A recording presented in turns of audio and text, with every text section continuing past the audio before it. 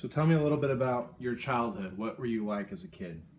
Okay, I lived in one house when I was first born until I was 9 and a half, till I finished third grade. And that summer we moved to Kelso. And before that, I never did any kids sports. I played with kids outside and stuff like that, hide and seek and whatever you did, ride bikes and all that. I don't remember doing any sports of any kind. I don't have any recollection of even really playing catch with the ball or anything. Um, but then we moved to Kelso, and then I met kids in the neighborhood. They all played sports in the neighborhood. We go play basketball in people's driveways, or play 1-on-1, 2-on-2, 3-on-3 football out in fields.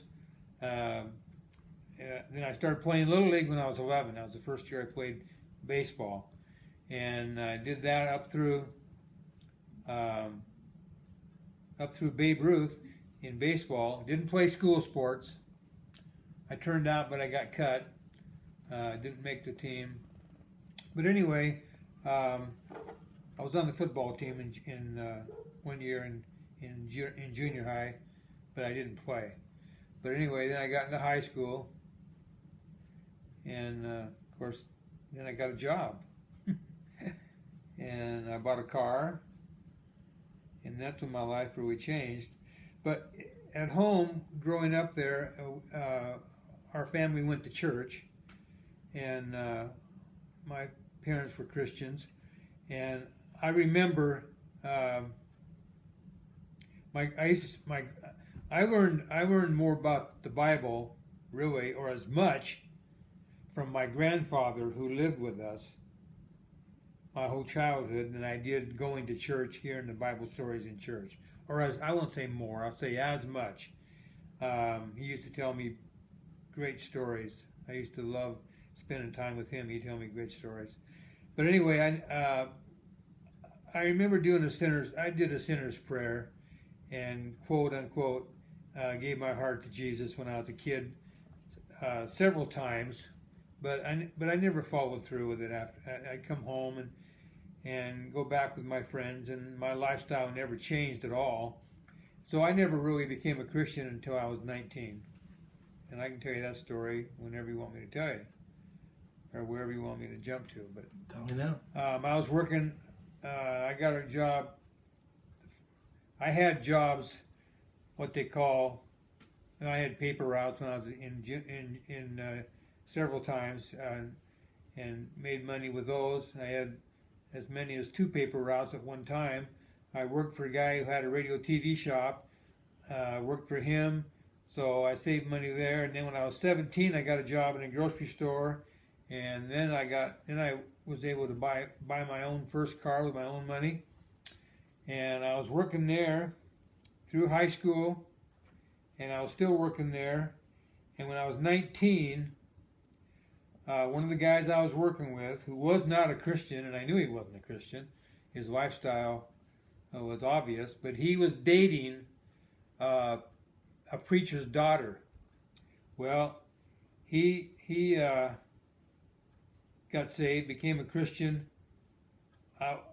not through her, but because he went to church with her, and he had some special meetings going on, and he invited me to come. Well, I was shocked at what I saw changes in his life, and so I went. And 2 of my friends went with me from work, and it was the first time I think had ever been to a youth rally. It was a youth service, and there was a lady preacher there from Texas, and at the end of the service, they gave an altar call, and I went forward and and confessed Jesus and gave him my life, and went home with him. And all I felt going home in the car, I remember, and my 2 friends didn't do this, but we rode home together. All I felt was I got fire insurance. So if something happens to me and I die, I'm going to heaven. That's all I felt at that particular time. But anyway, of course, then then I started going to that church, and some awesome people in that church mentored me, and that's how my life changed. And then shortly after that, I'll say in the next few weeks, it was a very short time, I got baptized in the Holy Spirit. That was an awesome experience that I had then when that happened. So that's when I was 19. Then I got drafted into the Army when I was 20. And I was gone for 2 years. And the first year I got to come home for Christmas. So that was a good thing. I didn't have to be away at Christmas, which is a tough time. That's a tough time to be away when you're in the military, not be home with family. So I got to come home. But then a year later, I was in Vietnam at Christmas. But it really wasn't tough. It wasn't hard on me being away, because by Christmas I only had January's 31 days, Christmas is 6 days left in the month, that's 37, and 8 days in February. I only had about 40 days left to go in the Army, because that's when I got to come home. And so it was like I was a real short timer, so it didn't bother me that much. So. And then I got out, came home. So that's put me into adulthood. Then I went back to my job at the grocery store where I'd worked before I left, and worked there for a while. That's when I was 22 by that time. So now where do we go from there? What do you think you're proudest of personally and professionally in your life? Oh wow, that's a hard question. Well, number one, I'm really most importantly because I've always believed, as far as back as my memory will take me, and I was taught, I never doubted that there was a God or who Jesus was. I believed that. I just didn't want to make the right choices. So, until I got older, but I never doubted that. So I'll say that would be making the choice, thank God, and becoming a Christian. That's the most important, was the most important thing in my life.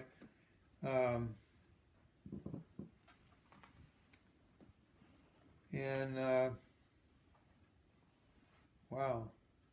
Choices of profession. There was a crossroads in my life when I first got out of the Army, and I was still working in grocery business. A friend of mine who had been a neighbor of mine growing up, who had bought his own, I'd worked with him in the grocery store too, and he had bought his own grocery store by this time. I'm still I was married, and I don't know if Kaylee was even born yet, but he offered me a job in his store to be his assistant manager. But to work there, I would have had to opened up and closed every Sunday, and I thought, man, this is going to really be tough. I won't even be able to go to church. And even though it was a great opportunity, as far as in grocery business, to not just make more money, but maybe to learn a better experience and find a good profession in my life, but I chose not to do that just because I felt spiritually it wouldn't be the right thing to do. So that was to me, that looking back, I didn't really realize it at the time, but looking back, that was a major crossroads in my life. And then later, I had a different job as a bread salesman. Had a bread route for a while, and then there was 2 jobs I was trying to get into. I was trying to get a job at United Parcel Service, which I eventually did get the job, but I didn't keep it very long, and they let me go. But I'd put in for and try and get in the pipe fitter trade, and I'd had an interview and I'd made the list, but the list takes anywhere from 6 months to a year before they get to your name off that list of people that they after the interview and accept. So by the time they called me, I had just got laid off the United Parcel job, which I had just taken shortly before that. And if I hadn't got laid off, I probably would have turned down, because they only call you one time when you're on that list, and I probably would have turned them down. But since I was out of work, it was a no-brainer. But looking back again there, I think that was a major crossroads in my life, because I really feel this was a better choice for my life, because I ended up this being my profession for the rest of my working years, which I did for that was 1974. I did that for 25 years. So I'm not sure if I really answered your question, but it's kind of a hard question to answer, but maybe I did. Going back to your first question, you mentioned that you were baptized in the Holy Spirit. Can you tell me more about that? Well, that was this was an Assembly of God church that was a really Pentecostal church, and especially at this time, this was in February of '65. The Holy Spirit really moved. There were services. We had. This may sound strange. We had more services back then when the pastor never even preached, because the Holy Spirit would move so much during the service, he'd never really get around to preaching. We'd just worship and then we'd go home. But anyway, this one night, I hadn't been saved. I want to say it was only a week or two, and I was dating your mother at the time, and I brought her to church. She really didn't have any knowledge of what a Pentecostal church was like. It was a Sunday evening, and it lasted so long, and I went forward, and I got prayed for, and they laid hands on me, and I baptized in the Holy Spirit for, I want to say about at least an hour. All I know is when I got her home, we went straight home from church. We didn't stop anywhere, and to my knowledge, this was a long time ago, 1965. We're talking 50 years ago. But my recollection that it was 11 o'clock, and her parents weren't very happy. And we just came home from church, and they didn't call me a liar. They didn't call Jan a liar.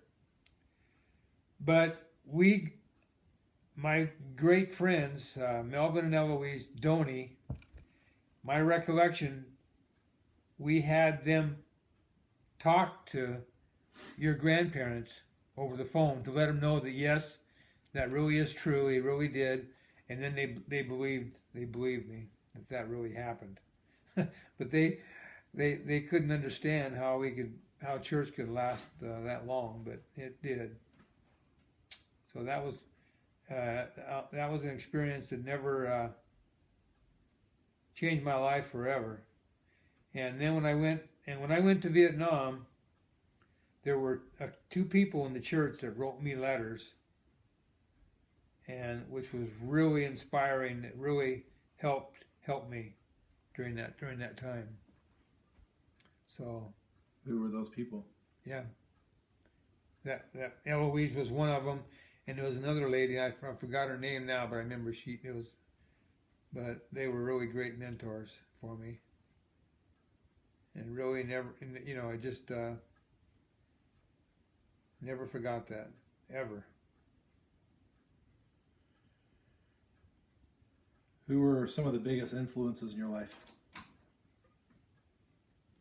Well, my dad, obviously, and my mom were big influences. My dad was not that he didn't do a lot of things with me, but he he was always, when he wasn't working, he was always there, So he was, as far as the biggest influence he had on me, I'll say, as far as being honest and work hard. And I always saw how hard he worked, and it made a big impression on me to always work hard and do your best for your employer. That was probably the biggest impression he made, on me. And my mom was a stay-at-home mom my whole life, or my whole life anyway. So I was very close to my mom all the years I grew up as a child. I was closer to her than I was my dad, because she was always there and he was working. So, and then after I became a Christian, my pastor that I had, the first pastor I got saved, was very influential on me. In fact, we even played handball. We'd go to the YMCA and play handball. And also there was a couple other people besides Mel that were in the church that were very influential. One of them was named Marlon Ryder, and his brother was a preacher. Marlon was a groceryman who I worked with at my store, and he also coached our church league basketball team, and I was very close to Marlon, and he worked in the same store with me when I was before I went in the Army. So he was very, very influential in my life. So, and then the years after in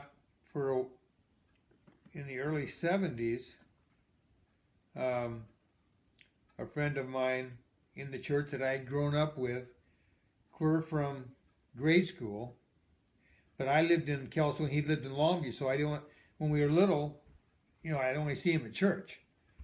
And then after we became adults and got our licenses and had cars, we kind of ran around together a little bit I guess we would have been in our last year of high school or something. And then later we became close again, and we were in the same church, and he started a gospel quartet, and I played drums in that. I was in that for a year, and we got to travel as far away as 100 miles or maybe 150 miles on occasion. Most of the time they would be close by, and we'd go to churches that invited us, and we'd sing, and it was cool. I did that for about a year before him, and then in 1977, I came over here to work. I came over here to work an outage out at Hanford. It was supposed to be for 8 weeks, and I never left. I stayed. There was more work here, and so I stayed, and I moved, and I've lived here now. Well, next year will be 40 years, so I've lived here 39 years in the Tri-Cities. So, can you tell me more about that move between Kelso, Longview to the Tri-Cities? More about the move. Well, I had no idea that was going to happen, but when I came over here to work, I really liked the area. I loved the climate, and I was still an apprentice. As a pipe fitter, so I actually had to get permission from the business agent to stay, because I was supposed to I had to finish my apprenticeship, and he said I could stay, and they sent me correspondence books to do my assignments, and so I think I had 2 years left, and I finished that, and then I became a journeyman, and I was working construction. That's how I started in my apprenticeship. I was working construction, and I did that for 4 years, and then in 1980 they went on strike. They shut us down. So I was still in the local, in Kelso. So I went back home and worked from June or July of 1980 till Christmas. And then Christmas, I got a phone call that they were going back to work. The strike was over, and I went out to work out the reactor, the #1 reactor that they were building out at Hanford. And I worked there for just a short time, about a month. And then I put applications in for maintenance, and I went to work in maintenance. And I worked in maintenance for 25 years. I worked 5 years or 6 years in construction before that. So, and then I took an early retirement after I got hurt my shoulder, got early retirement. And that was 11 years ago, almost 12 years ago now, 05. And here I am. Switching gears a little bit, tell me how you met Kayla.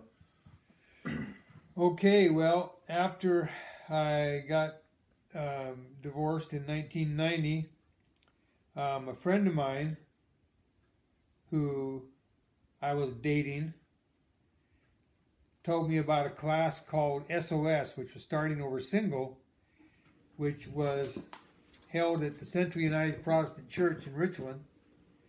And it was a 7-week course. They met 1 hour a night. And I think it was for 2 hours. And once the group started, it was a closed session. What I mean by closed session is once that first class started for the 7 weeks, you couldn't get back. If you weren't already in there, you couldn't get in until 7 weeks later when the next session started, because they went week by week, and you would meet the first hour, and they'd have a guest speaker come in. And everybody just sat in a big circle, and you have a speaker. It might be a minister, it might be a lawyer, it might be somebody talking about children's situations. It could be all kinds of different discussions, and you just listen. They lecture for an hour. And then you'd break up into small groups. And when you got into those small groups, they had two, what do they call them now? Forget what they called them. They weren't leaders. What do you call a person who just oversees a group? Anyway, I forget what you call it. Anyway, there were people, you'd have a guy and a girl oversee the group. Facilitators, that's all it was. All they were people who had already been through this class, and they would oversee the group, and you could tell your story about what's going on in your life, blah, blah, blah. And they were just there to make sure everybody got to share their time to talk. And then you come back and meet at the end of that hour in the big circle, and you'd have a 5-minute time of prayer, and then you dismiss, and you come back the next week. Well, in the course of doing that, I went through the course, and then after it was over, I came back to be a facilitator, and I'd done that for about, I don't know, a year and a half, 2 years. I lose track of time. But anyway, I did that for quite a while, and then Kayla came through the course after I was facilitating, and she wasn't in my group. But she came through the course, and after she finished the course, she became a facilitator. And after when she became a facilitator,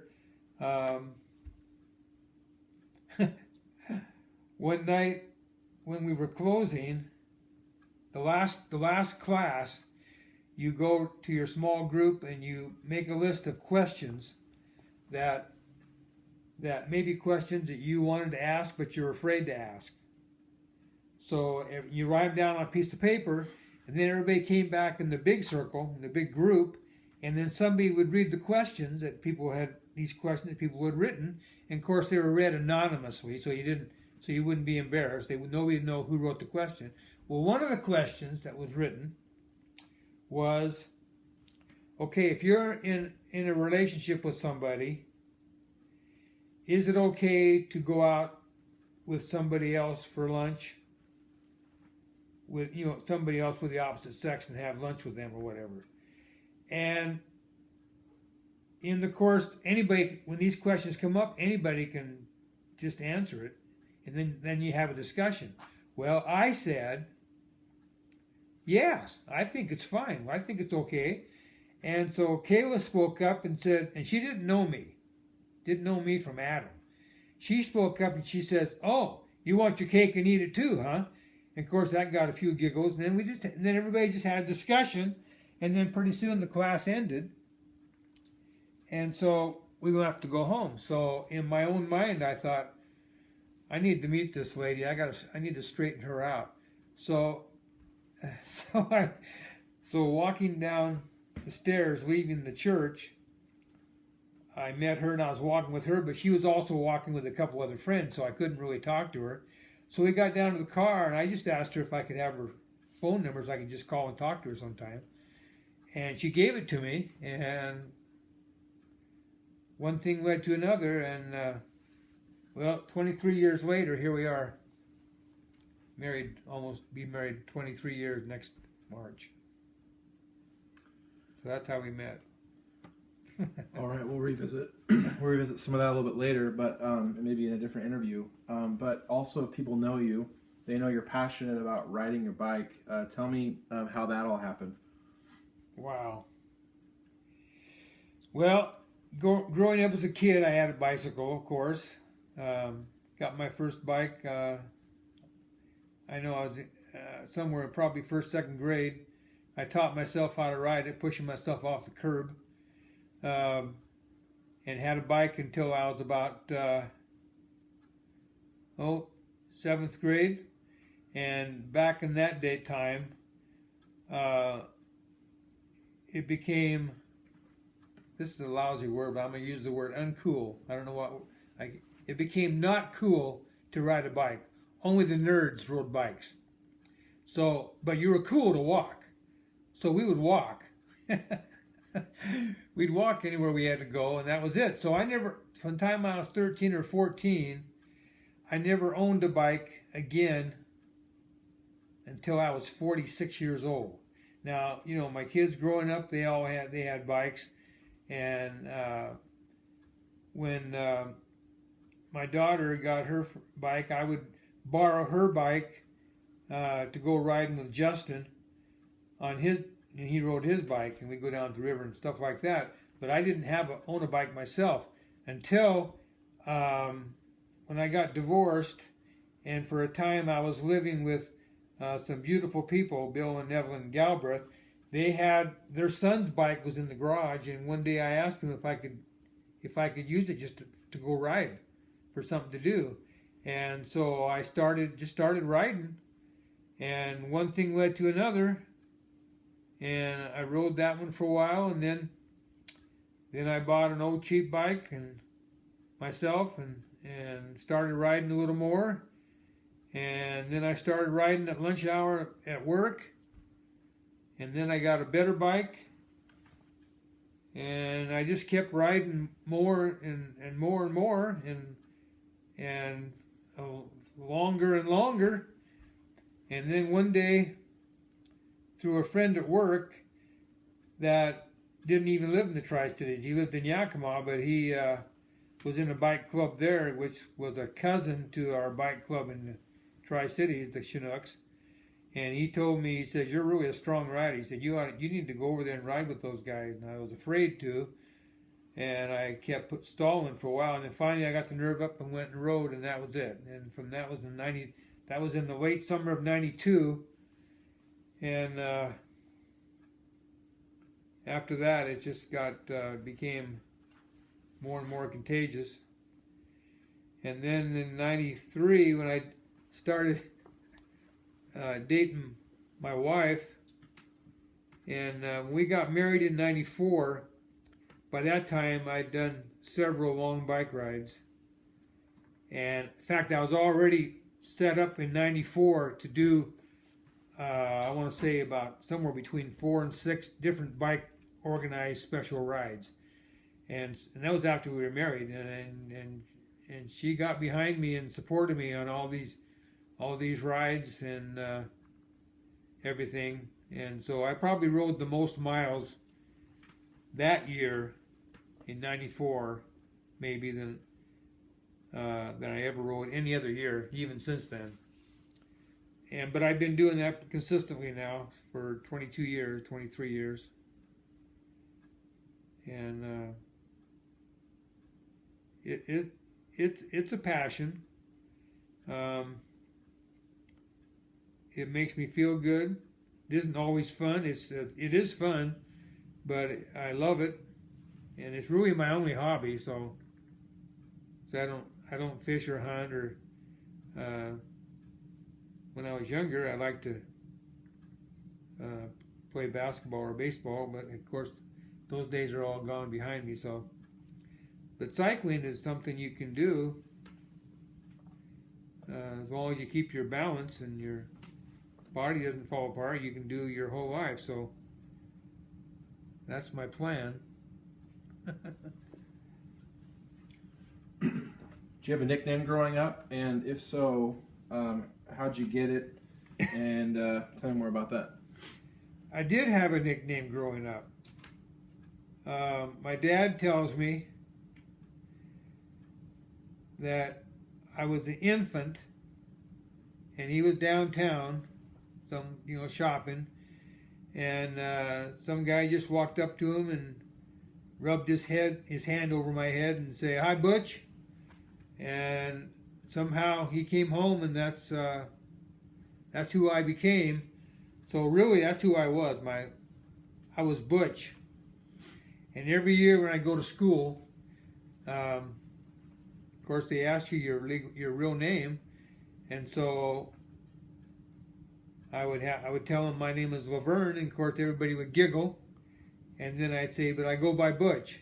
So then, thankfully, I remember all my teachers that let me go by that, because that was my name that I went by.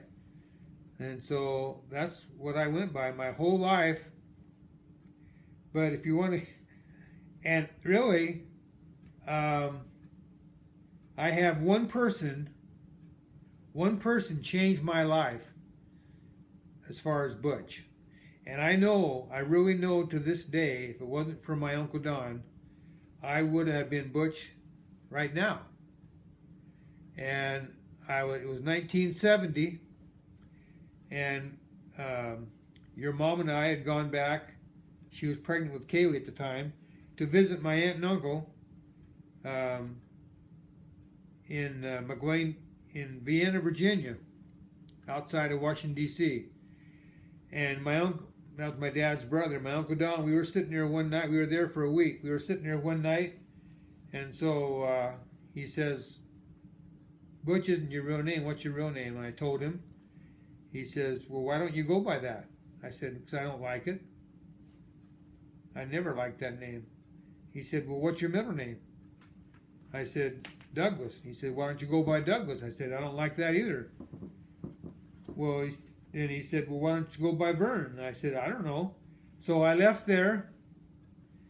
Apparently, the wheels started turning in my head. And at the time, I had a bread route, and we had shirts we wore that were identified. They had the label Langendorf on one side, and they had your name on the other side. And I had Butch on my shirt. Well, every so often you'd have to order new shirts. Well, I ordered some new shirts, and I had them put Vern on it. And so I'd go into these customers and try to tell them my name is Vern, and they'd say, okay, but most of them who knew me had a hard time with that. So this was like early 70s, like I said, 1970, 71. Well, and I grew up in that town, Longview, Kelso, so I was Butch to everybody that knew me away from work, at church, people I associated with, my neighbors. So that wasn't going to change. Family, of course. But then when I moved to Tri-Cities in 1977, I thought, this is it. Butch is not moving to the Tri-Cities. And so when I came over here, I became Vern. And so since 1977, which is 39 years, I've been Vern on this side of the mountains. But if I go on the west side to relatives who are still living over there, of course, my brother and my sister and my cousins and my aunt, or any relatives I have away from here, I'm Butch. But other than that, I'm Vern. You mentioned earlier Kaylee, your oldest your oldest child. Tell me about. She's my favorite daughter. Tell me about the day that she was born. How did you feel the first time you saw her, held her, all of that? Oh man, I'll tell you, when you become a father, it's awesome. This was back in the old days. People hear this story now and they go, I can't hardly believe that to be true. But when I took your mom to the hospital back then, the dad wasn't part of the birth, and so basically, I sat out in the hallway, knew nothing until she was born. The nurse came out, said mother and baby are doing fine. I did not know I had a daughter or a son until she came out and told me, till Jan came out and told me we have a daughter. And so then I went to the window to look through the window, and there she was. And I remember, and it was 3 days till I got to hold my own daughter, because I couldn't even go in the room where she was at until I went in to take her home the third day. But for 9 months, see, I knew I was having a son. So initially, when I first saw her, that I had a daughter, I was a tiny bit disappointed. I left the hospital, drove 15 minutes away to my dad's house. By the time I got to my dad's house, I was totally excited and became very partial to little girls.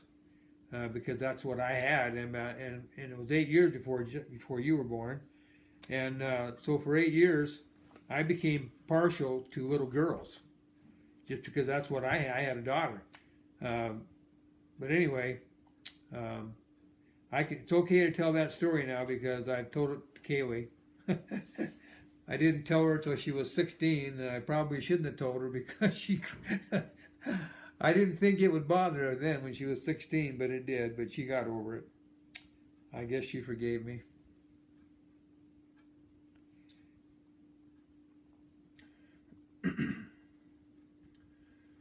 You've had a lot of injuries, quite a few. Some of them bike related, some of them not. And then you also had cancer at one point. Can you tell us a little bit about what you learned through some of those injuries or illnesses, and maybe even take a little bit of time about going through that period of cancer? Well, actually, as far as I'm gonna, if it's okay, I'm gonna relate two of the stories that are connected to the cancer, because they both have to do with, you could say, near death, okay, or a possible death. There's really only been 3 times in my life where I'll call close encounters with death. The first time, I was 19. I had a Corvette, and the one and only time, the first and last time I ever raced anybody with it and almost got killed, was a night where we drag raced, and I skidded off a road into some briars, and there was a slough there, and really I should have been killed. And ironically, and I won't go into the story because it takes too long to tell all the details, because the details don't matter, but I know without a shadow of a doubt that it was my guardian angel that protected me from crashing or getting hurt. There was also a friend with me in the car, but anyway, that was my first encounter. My second encounter was one night in Vietnam when we got mortared, and it was like 11 o'clock at night, and I was stationed right next door to an artillery unit, and whenever they would fire their mortar rounds out, you would hear them. And so it was like a normal sound, like if you live by a train track and you hear trains going by, you get used to these sounds. They don't mean anything to you because you're used to hearing the trains. Well, this became normal because they were right next door to us. But what you would hear the bang, then you'd hear the whistle, which meant the bang is first from the artillery. The whistle means they're going out. All right. Well, so you got used to those normal sounds. So you could lay there and go to sleep and nothing bothered you. Well, I was probably already asleep, but all of a sudden I heard the whistle and then the bang. And I jumped up because I knew this isn't right. This isn't normal. These are coming in. So I screamed, coming in, coming in. So everybody jumped up, and we had a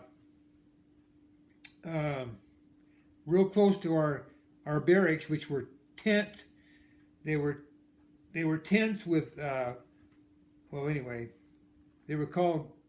Man, I forgot what they were called now. I'll think of it later. But anyway, we were in our barracks they were temporary units. They were tents, and but we had places of safety. Right now, I can't even think of what they were. Bunkers. We had a bunker not very far away, which we had to go to. Well, I heard rounds coming in, and they sounded like they were. We had several tents. It sounded like it was our tent next door. I thought, sure, our guys in our tent next door are all dead. But thankfully it wasn't. It was about 50 yards away where it hit. But these weren't just mortars. These were rockets coming in. And we went to our bunker. And on this base that I was on, it was a small base, but there was like 5,000 troops on that base. That night there were two, I want to say either 2 or 6 people killed, which out of that number, thankfully that's a very low number. But if you're one of those 6 people, unfortunately, it's a very bad situation. But anyway, because of that, after that, the next night, for 2 weeks, I couldn't even go to sleep at night. I was so nervous. I couldn't even sleep. Well, then about 30 of us got transferred to a different unit 30 miles away in Bien Hoa, which is right by Saigon. And so I was in that unit, and so I was fine after that. I never had any more problems until I came home. And then, so that was my and then I was fine the rest of my time there. So that was my second encounter with near death. My third encounter, I guess you could say, was when I was diagnosed with prostate cancer. Thank God mine was in the very, very, very early stage, and it was taken care of early, so I didn't have to go through any chemotherapy or any what's the other type called? Radiation therapy. I just had surgery and it was removed, and so I didn't have to go through what a lot of people go through with their cancer. So that's basically. But it was a shock. Initial shock was, I remember when I got tested and we came back with the results. And Kayla and I came into the room, and when he came in and told us, and we both, I can't remember what happened was, I must have been coming from work or something, I can't remember. Kayla, we both came in separate cars. And when we left there, and I drove home, I was kind of like numb. It's kind of like something when you find that out. It's a pill when you swallow it, you don't just swallow it. It has to dissolve. It takes time to understand really what it consists of, and so there's a period of time it's nothing like no other thing that you can have in your life as far as, because I wasn't, depending what age you get cancer, of course, it's different. It's obviously worse got to be worse to me for a child to go through this. But I wasn't old. I wasn't like, 70 or 80 or, I was still in my 40s. So that's still relatively young. So it really gives you a new appreciation for your life. That's what I'll say. It really did. After that, makes you appreciate every day more. You mentioned Vietnam. Weren't you struck by lightning? Oh, I forgot about that. We all had to take our turns pulling perimeter guard duty, and they had bunkers set up like 50 yards apart. And in front of these bunkers, you had like roughly a 30 to 50 foot. Everybody had their area that was fenced off, and they had mines that were set up and had to be hooked up. And I can't remember now why they had to be hooked up and then unhooked, but we had to hook them up. They were already there, and then we had to guard that perimeter for a 12-hour period during the night. And there were 3 of us assigned to each bunker. Well, the night before we went out, we had to stand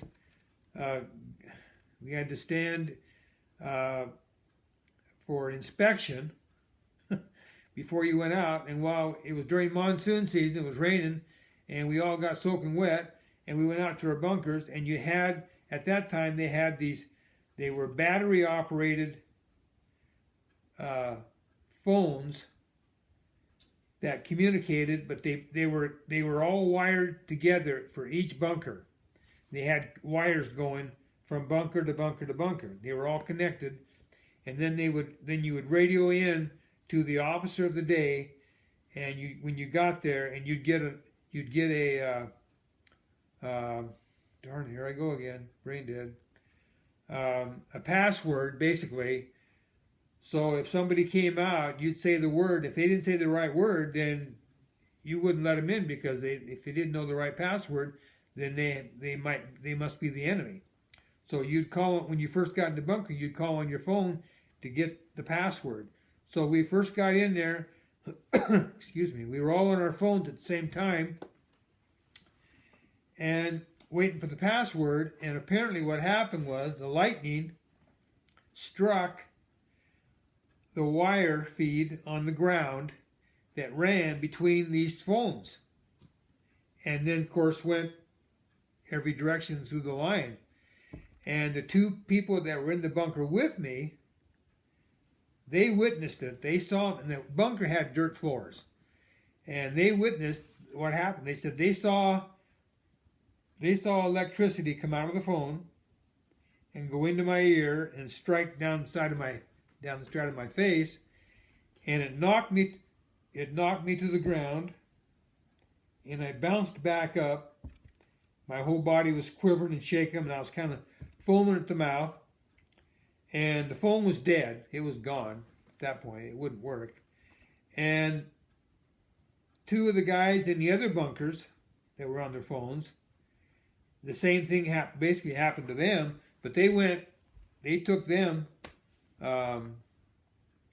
back to the medics, and they turned out to be okay. They asked me if I wanted to go. I said no, I was okay. But my ear was ringing really, really loud for a while. And it finally went away and left a scar down the side of my face, which I was worried about. And the scar became a scab, and it went away after, I don't know how long it lasted, a week or so. But then the next day I did go on sick call and went and got checked just to make sure there was something recorded that I was okay, and they didn't find anything wrong with me, and I was okay, I guess. So I guess you could say I got indirectly struck by lightning. I think the final question today, we'll come back soon, but final question today, since it is December and we just got done with an election between Trump and Clinton, I thought if you could share with me what is the most significant election you remember, what was the one that meant the most to you and why? Wow. Well, I voted in every general election since I became able to vote, which would have been, I guess, the first year probably would have been 1968, which was Richard Nixon. That was the first election that I voted in. Wow. This year was the hardest one for me to vote in, but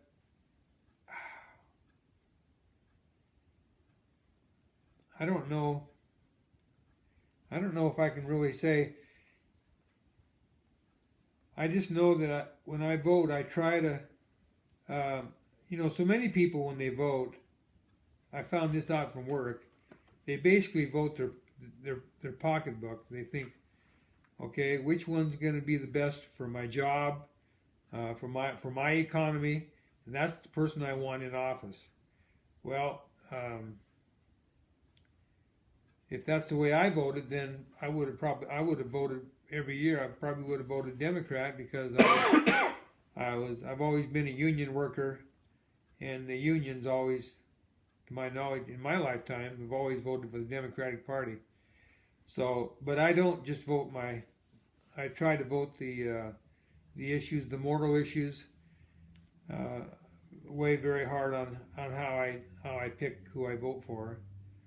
But I can't looking back in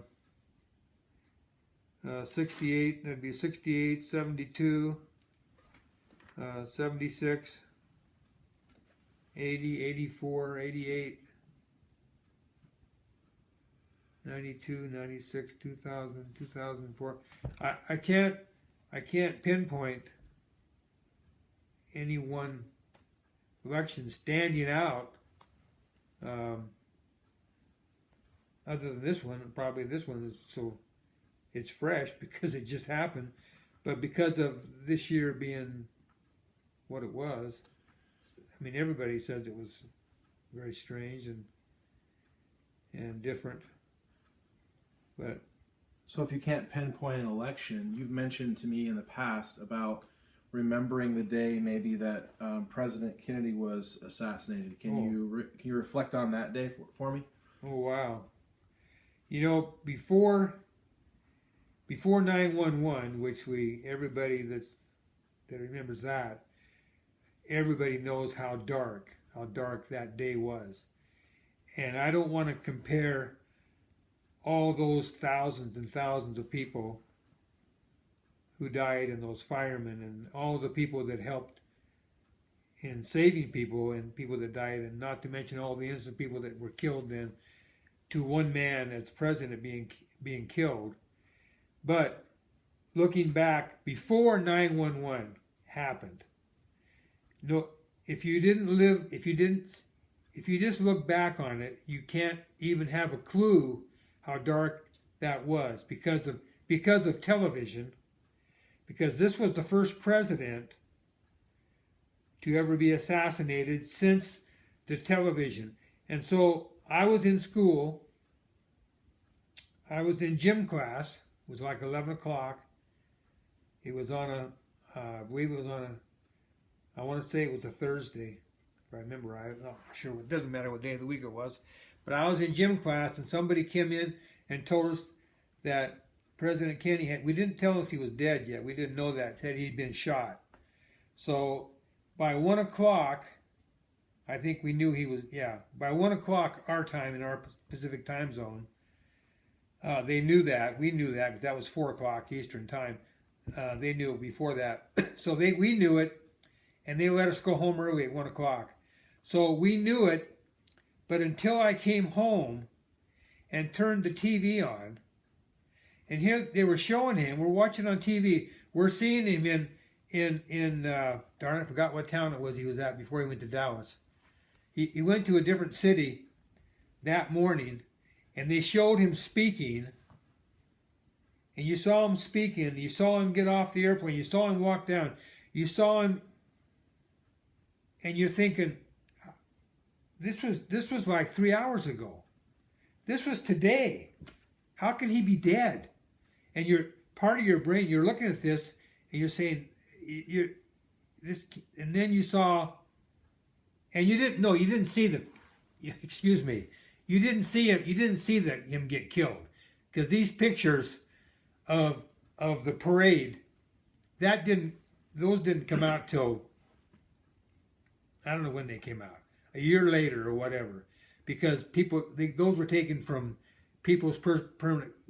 But the news came on; they were giving you a play-by-play report of what happened. All right, and this was on like a Thursday. This was like 1 week before Thanksgiving. 1 week before Thanksgiving. So then they shipped his body, and of course they had TV coverage of all this, but we didn't see the parade of the car where he got assassinated. We didn't see any of that, but they shipped his body back to Washington D.C. We saw hundreds of thousands of people walking up to view the casket from all of the our former president Eisenhower, all the different dignitaries around the world who came and witnessed that. We saw that on live television. We saw them march, however many blocks it was, 6 blocks, when they had with the slow drum playing and the music of them all marching with the casket on Monday or whatever. Monday became a legal holiday of mourning. There was no school that day, and there was no TV on regular TV. This was on all the channels, and they just showed this. And then Thursday, Thanksgiving, was a very dark day. I'll never forget that as long as I live, how dark it was. And it was the darkest day ever that we'd ever seen until 9/11 happened. And is very vivid, very vivid. I'll never forget that. And everybody you'll talk to that lived in that era can tell you, if they were old enough, they can tell you exactly where they were when they found out that John F. Kennedy was assassinated. Just like 9/11. When everybody found out about 9/11, everybody that's old enough can tell you where they were. So it's a comparison in that respect. Well, it's been a good hour. Looking forward to round 2. Thanks, Dad. Well, I'm tired.